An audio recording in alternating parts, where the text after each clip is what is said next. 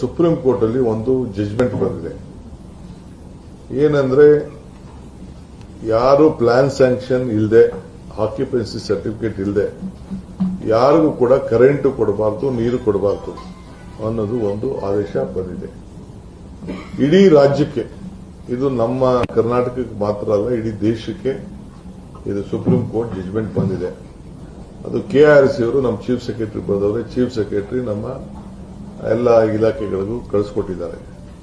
So RDPR ಅವ್ರಿಗೂ ತೊಂದರೆ ಆಗ್ತಾ ಇದೆ, ನಮ್ಮ ಅರ್ಬನ್ ಡೆವಲಪ್ಮೆಂಟ್ಗೂ ತೊಂದರೆ ಆಗ್ತದೆ, ಬೆಂಗಳೂರಿಗೂ ತೊಂದರೆ ಆಗ್ತದೆ, ಪಬ್ಲಿಕ್ ತೊಂದರೆ ಆಗ್ತದೆ. ಇಲ್ಲಿವರೆಗೂ 2.5 ಲಕ್ಷ ಜನ ವಿದ್ಯುತ್ ಶಕ್ತಿ ಇದಕ್ಕೋಸ್ಕರ ಅವರು ಪೆಂಡಿಂಗ್ ಆಗಿದ್ದಾರೆ. ಪ್ಲಾನ್ ಸ್ಯಾಂಕ್ಷನ್ ಮಾಡದೆ ಬಿಲ್ಡಿಂಗ್ ಅಲ್ಲಿ ಕಟ್ಕೊಬಿಟ್ಟಿದ್ದಾರೆ, ಹಳ್ಳಿಗಳಲ್ಲೂ ಕಟ್ಕೊಬಿಟ್ಟಿದ್ದಾರೆ.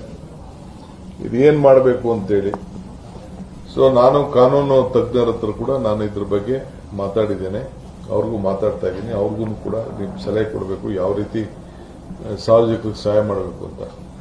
ನಾನು ಮೇಜರ್ ರಿಕ್ವೆಸ್ಟ್ ಮಾಡೋದು, ದಯವಿಟ್ಟು ಪ್ರಾರ್ಥನೆ ಮಾಡ್ತಾ ಇದ್ದೀನಿ ರಾಜ್ಯದ ಜನತೆಗೆ, ಪ್ಲಾನ್ ಸ್ಯಾಂಕ್ಷನ್ ಇಲ್ಲದೆ ಯಾರು ಮನೆ ಕಟ್ಕೊಳಕ್ ಹೋಗಬೇಡಿ.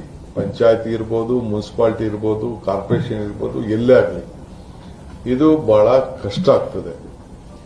ಏಕೆಂದ್ರೆ ಯಾವ ಅಧಿಕಾರಿಗಳು ನಾನು ಹೇಳಿ, ಮುಖ್ಯಮಂತ್ರಿ ಹೇಳಿ ಯಾರ ಮಾತು ಅವ್ರು ಕೇಳುವುದಿಲ್ಲ. ಯಾಕೆಂದ್ರೆ ಅವರು ನಮ್ಮ ತಲೆಗೆ ಬರ್ತದೆ ಅಂತೇಳಿ ಎಲ್ಲರ ಮೇಲೂ ನಿರ್ದಾಕ್ಷಿಣ್ಯ ಕ್ರಮ ಕೈಗೊಳ್ಳಬೇಕು ಅಂತೇಳಿ ಸುಪ್ರೀಂ ಕೋರ್ಟ್ ಈಗಾಗಲೇ ನಿರ್ದೇಶನ ಕೊಟ್ಟಿದೆ. ನಾವು ಆತಂಕ ಬೀಳ್ತಾರೆ ಅಂತೇಳಿ ನಾನು ಯಾರಿಗೂ ಅದನ್ನ ಪಬ್ಲಿಸಿಟಿ ಮಾಡಕ್ ಹೋಗದೆ, ಈಗಾಗಲೇ ಕೆಲವರಿಗೆಲ್ಲ ಸುಮಾರು ನನ್ನ ಹತ್ರ ಕಾಂಟ್ರಾಕ್ಟರ್ ಅಸೋಸಿಯೇಷನ್ ಎಲ್ಲ ಕಾಂಟ್ರಾಕ್ಟರ್ಗಳು ಬಂದು ನನಗೆ ಭೇಟಿ ಮಾಡಿದ್ರು. ಆಮೇಲೆ ಶಾಸಕರುಗಳು ಕೂಡ ಎಲ್ಲ ಬಂದು, ನಮ್ಮ ಪಾರ್ಟಿ ಶಾಸಕರುಗಳು, ಮಂತ್ರಿಗಳು ಎಲ್ಲರೂ ಕೂಡ ಆತಂಕ ಇದ್ದಾರೆ. ಚೀಫ್ ಸೆಕ್ರೆಟರಿ ಕೂಡ ಈಗಾಗಲೇ ಒಂದು ಮೀಟಿಂಗ್ ಕೂಡ ಮಾಡಿದ್ದಾರೆ. ಅವರು ಏನು ತೀರ್ಮಾನ ಮಾಡಕ್ ಆಗ್ತಾ ಇಲ್ಲ. ಸೊ ನಮ್ಮ ಪವರ್ ಮಿನಿಸ್ಟರ್ ಕೂಡ ಅವ್ರಿಗೂ ಪ್ರೆಷರ್ ಇರ್ತಾ ಇದೆ, ಅವರು ನನ್ನ ಮೇಲೆ ಜವಾಬ್ದಾರಿ ಹಾಕ್ಬಿಟ್ಟಿದ್ದಾರೆ. ಸೊ ಇದು ನಂದು ಒಂದೇ ಅಲ್ಲ, ಎಲ್ಲರದು ಸೇರ್ಬೇಕಾದಂಥದ್ದು. ಸೊ ಈಗಾಗಲೇ ಮೊನ್ನೆ ಒಂದು ಮೀಟಿಂಗ್ ಮಾಡಿದ್ದೀನಿ, ಒಂದು 3-4 ಆಪ್ಷನ್ಸ್ ವರ್ಕೌಟ್ ಮಾಡ್ತಾ ಇದ್ದೀನಿ.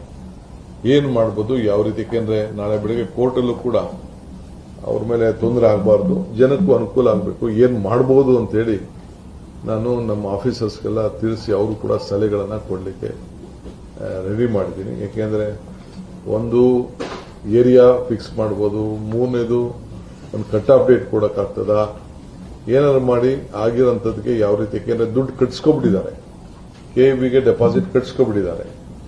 ಸೊ ಇದೆಲ್ಲ ಕೂಡ ದೊಡ್ಡ ವಿಚಾರ ಇದೆ. ಸೊ ಸಾರ್ವಜನಿಕರು ನಾನು ಹೇಳ್ತಾ ಇದ್ದೀನಿ, ದಯವಿಟ್ಟು ಸುಪ್ರೀಂ ಕೋರ್ಟ್ ಇರೋ ಡೈರೆಕ್ಷನ್ ಇರೋದ್ರಿಂದ ಯಾರು ಕೂಡ ಇಂಥ ಇದಕ್ಕೆ ಸಾಹಸಕ್ಕೆ ಮುಂದಕ್ಕೆ ಕೈ ಹಾಕಕ್ಕೆ ಹೋಗಬೇಡಿ. ಒಂದು 3-4 ದಿನದಲ್ಲಿ ನಮ್ಮ ಲೀಗಲ್ ಡಿಪಾರ್ಟ್ಮೆಂಟ್ ಅವರು ಮತ್ತು ಬೇರೆ ನಮ್ಮ ಆಫೀಸರ್ಸ್ ಹೆಂಗೆ ಇದನ್ನ ಸಮಸ್ಯೆನ ಬಗೆಹರಿಸಬೇಕು ಅಂತ ನಾವು ಪ್ರಯತ್ನ ಮಾಡ್ತಿದ್ವಿ. ಇದಲ್ಲದೆ ಸುಪ್ರೀಂ ಕೋರ್ಟ್ ಅಲ್ಲಿ ಲಾಯರ್ಸ್ ಇರ್ಬೋದು, ಜುಡಿಷಿಯರಿ ಬೇರೆ ಬೇರೆ ರಾಜ್ಯಗಳಲ್ಲಿ ಯಾವ ರೀತಿ ಇದನ್ನ ಬಗೆಹರಿಸಲಿಕ್ಕೆ ಪ್ರಯತ್ನ ಮಾಡ್ತಾ ಇದ್ದಾರೆ ಅನ್ನೋದು ಕೂಡ ಅವ್ರ ಹತ್ರ ಮಾಹಿತಿಯನ್ನು ಕೂಡ ನಾವು ತೆಗೆದುಕೊಳ್ತೇವೆ. ಇದು ಬರೀ ನಮ್ಮ ರಾಜ್ಯಕ್ಕೆ ಸಂಬಂಧಪಟ್ಟಂತಹ ವಿಚಾರ ಅಲ್ಲ, ಇಡೀ ದೇಶಕ್ಕೆ ಇದಾಗಿದೆ.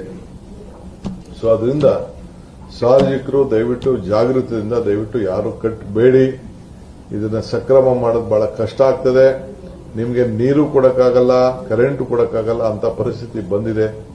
ದಯವಿಟ್ಟು ತಾವು ಸಹಕಾರ ಕೊಡಬೇಕು ಅಂತೇಳಿ ಈ ಮೂಲಕ ನಾನೆಲ್ಲ ಸಾರ್ವಜನಿಕರಿಗೆ ನಾನು ಮನವಿಯನ್ನ ಮಾಡ್ತೀನಿ.